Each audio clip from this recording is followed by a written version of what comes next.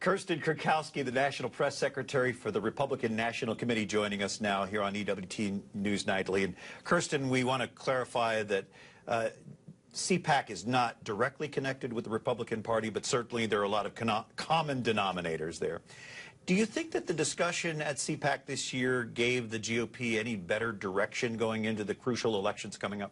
Well, I think mainly what it did was showcase all of our candidates that we have on our side who are likely going to be running for president in a couple of years. And I think that it really provided a contrast between the two parties on that.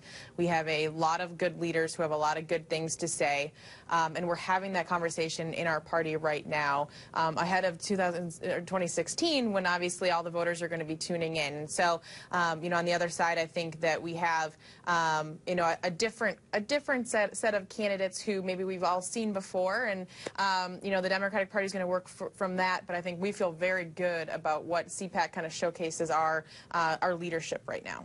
Well, Pope Francis is incredibly popular. I don't think he's available to run.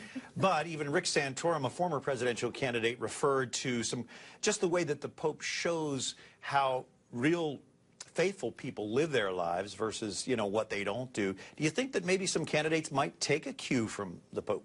Well, I think a lot of our candidates, you know, I'm not sure, I can't speak for them if they're, you know, followers of the Pope, but I think that speaking their mind and being outspoken and doing what's right in their minds, I think that's exactly what our candidates are doing and what we saw at CPAC. So I think that there is something to be said for that. Phyllis Schlafly, among others, said that there was a blatant omission of life issues from CPAC. Do you think that was by design?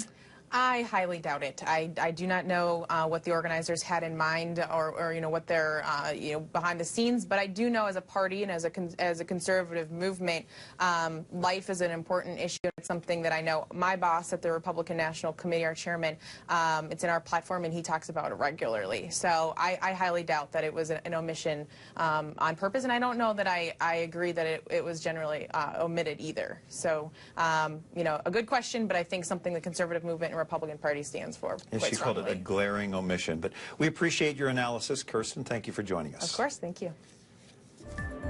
Coming up,